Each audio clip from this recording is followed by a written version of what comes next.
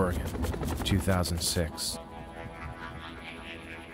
My friend Bruce asked me to come to this godforsaken place. Document the making of my film, he said. Reluctantly, I agreed. I recruited my friend Mark Elliott to join me on this strange and unusual journey. We moved into a small, inadequate shack provided by production. We chartered a boat up the Applegate River. This mission would challenge our sanity and reveal things strange and unknown. There was no turning back. This is our story, our journey, our documentation into our minds, into our heart of darkness.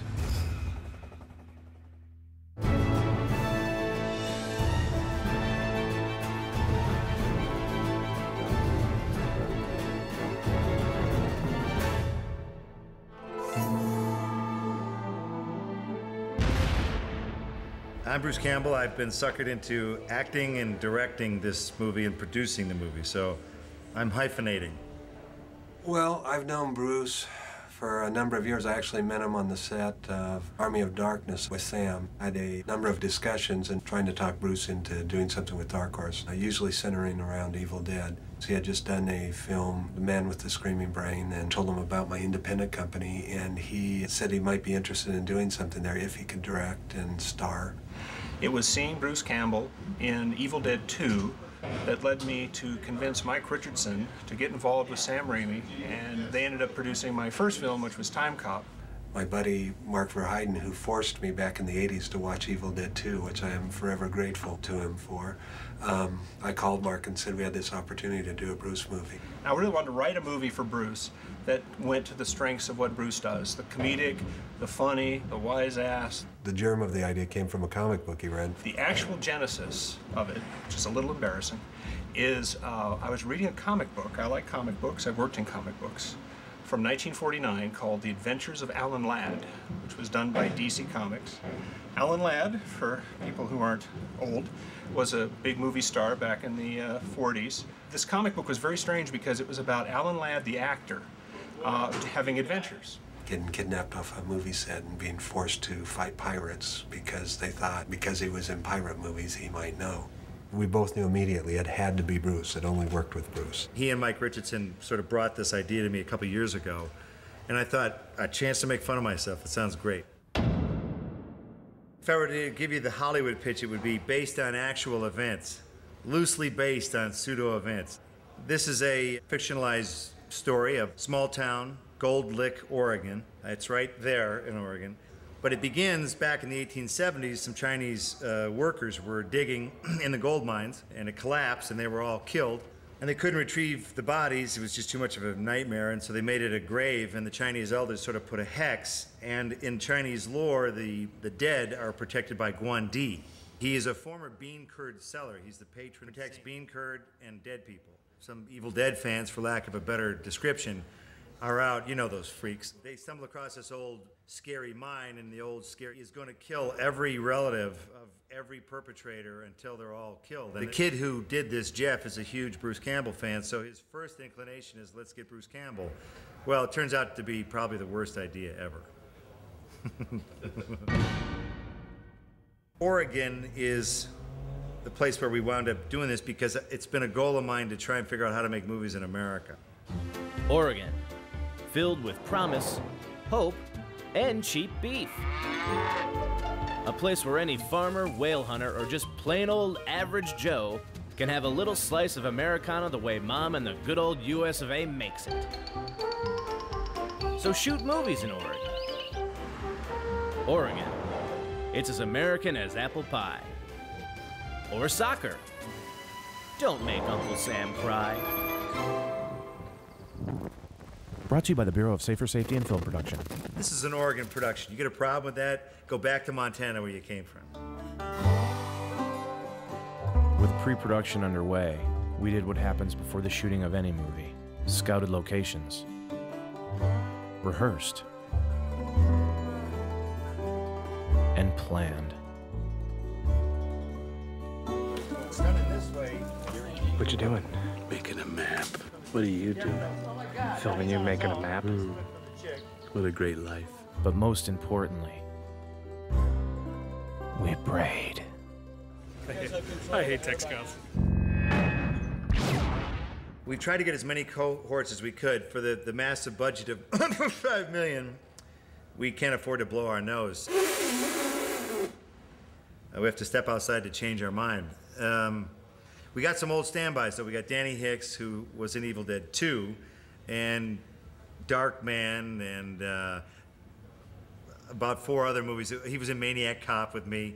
He beat me up in Maniac Cop. He's always beating me up. I won't let him beat me up in this movie. I met Bruce in 1985. I auditioned for Evil Dead 2 back in Detroit, Michigan. And I auditioned for the role of Jake, the redneck farmer who, kind of funny after all these years, 20-some-odd years later, I'm back pretty much in the same costume. Never trust anything he says. That's all you need to know as audience members. He's full of shit. He kicked me. I was standing on the porch with a shotgun in my hand, and I hit him in the back of the head with the butt of the shotgun. And when I did, his foot comes up, and it hit right in the most vulnerable part that there is. And, oh, it was incredibly painful. And I jumped off the porch, Sam said cut, and I threw up all over the place. He's a great storyteller. He's going to tell you all kinds of stuff, how I did this to him, I did that to him, how I screwed him over, how I stole this part from him. You know, it's the same old shit. It really is. All those wonderful things I just said about Bruce Campbell, forget it. The guy's a prick. Tim Quill has joined us for this. Tim Quill, he played the blacksmith in Army of Darkness. And Tim goes all the way back to the Super 8 movies we made in high school. So he's going to come out and play one of the regulars. He's going to be the gun store owner. Just a whole slew of great people I've been working with. And you know what? I'm going to tell you what's been a good experience thus far. Did I mention Bruce Campbell?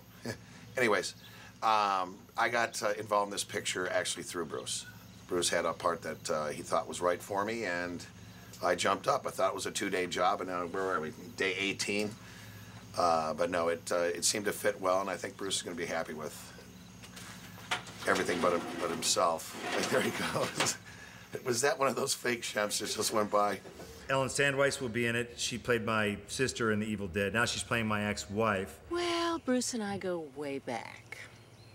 I went to high school with Bruce, and I was in plays with him, and I was in all his little Super 8 movies. And then I was in The Evil Dead, and oddly enough, I played Cheryl in that. And I play Cheryl in this. A few other luminaries like that, of course, the great Ted Raimi, who I put in all of my movies so that my performances look better. I don't know if it's a necessarily a repeating pattern, but it is interesting to do it on this picture. Bruce called me and said you're playing 3 parts, and so that was that.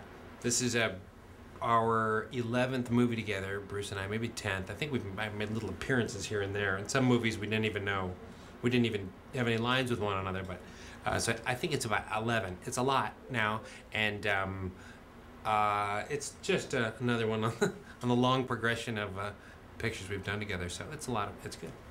It's a beautiful night, Southern Oregon, making a movie with Bruce Campbell. Life is good. We first met Bruce Campbell about 20 years ago. We hosted a morning television show in Oklahoma City. I did the news, and Butch did the weather. And we were at NBC at the time, and Bruce Campbell came through promoting Evil Dead 2. And we just hit it off. We became fast friends, and he can't shake us. Oh, yeah, no, he can't shake us. I knew I knowed you when I seen you came in, so I flung up my arm to wave at you, but you don't know who I are yet, have you? How's my tooth? My name's Mike Campbell. I'm playing a fake Shemp villager who dies a horrible death. Okay, wait for Blam. I get shot by the protagonist as he's blindly shooting over his shoulder. Action! Blam!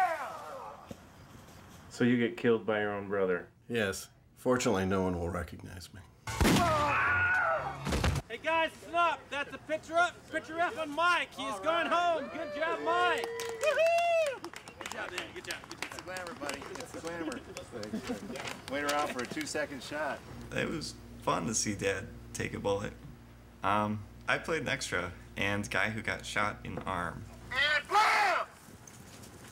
How do you feel? A little poison oaked.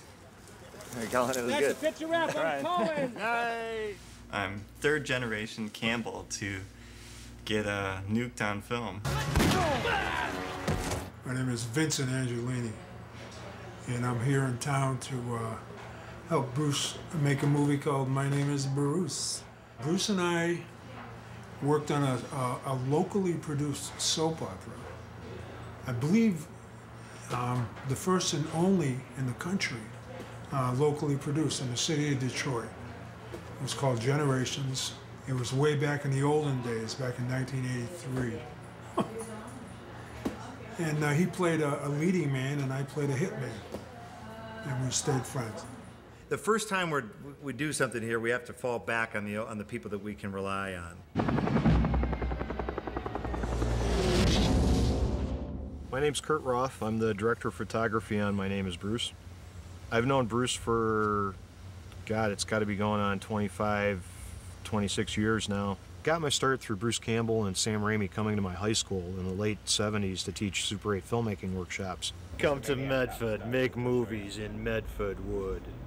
My name is Melanie, and I do the special makeup effects. We've worked on Man with a Screaming Brain. Got to do that with him in Bulgaria, which that was a lot of fun. I worked on Alien Apocalypse. Baba Hotep. We also were in New Zealand working on Xena and Herc. When he had this movie going, he called me and asked me to put together a bid, and then I did, and he said, that's too much, and so I put together another one. He said, that's still too much. Put together another one. He said, that's still too much. And I said, oh, okay, I'll do it for free. And that's how I got involved in the project. My name is Craig Kiff Sanborn. I am the associate producer / location manager / graphic artist / all-around acquired taste. My history with Bruce.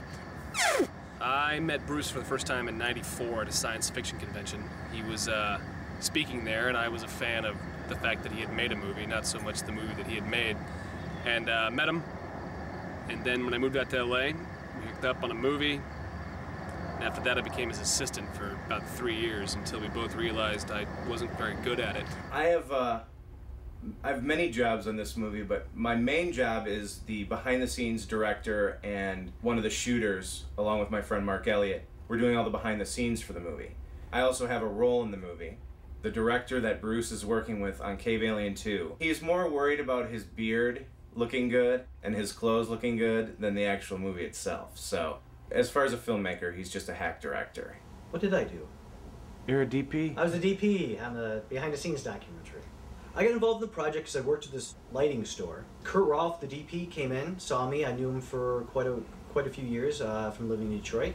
Told me Mike Callio was directing the behind-the-scenes documentary, and I forced my way in through guilt and blackmail and buying Mike beer. Because we're filming in Oregon, we also want to use as many Oregon actors as possible. So they have Shakespeare here that goes on forever in Ashland. I've never run into busier actors in my life. We want to book these people and give them, like, you know, real jobs in a movie. And they're like, I can't, I'm doing 12th Night on Wednesday and I'm understudying Othello on Thursday. These people are more booked than Jerry Lee Lewis. Well, Bruce called me up and wanted me to do this, and I initially didn't really like the script or didn't really want to work on it, but he just kept asking me, and after a few weeks of him following me around, I mean, it got kind of embarrassing, actually. I mean, I just kept telling him no, you know, but he doesn't listen. But anyway, it was just kind of sad after a while, so I just said that I would work on this. I was in a show called Guys and Dolls with my high school, and I was recommended to Bruce Campbell, and his casting director, Tia, gave me a call and said I should come in and audition, so I did, and my audition went really well, and I just got lucky with this freaking awesome role, you know? How do you feel? Oh, it's so awesome. I've never had the chance to do anything like this before, you know? I've never really done film before, and plus the main thing, I'm getting paid for acting. So No, I mean, money for acting. That's something No, I'm getting paid for acting. My name is Jamie Peck. I'm an actor and a mask maker. I'm playing Guan Di, and I made the masks for Guan Di. I invited him over to my studio so he could see my work, see the mask work that I've done. And he looked at the stuff and we chatted. He told me about the project and offered me the part. I asked him if he really wanted me to make the mask and perform it, which was the most exciting for me. And he said, yeah. So that was completely exciting to me. My agent called me and she told me to come down for like an interview kind of and do a monologue and show myself to Bruce and see if he liked me. I practiced this monologue and everything. I went down there, waited in line forever, and it turns out he wanted me to just read something of his own. And then they did a callback for me. I came back and I was really sick and I thought that it didn't go very well. And a few weeks passed and they called me like right at the last minute. They're like, hey, come down to Landmine. We want you to like be this stand-in.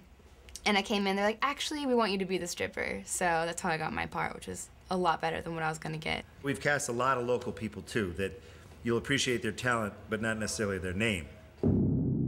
I started Landmine in 1996, 10 years ago.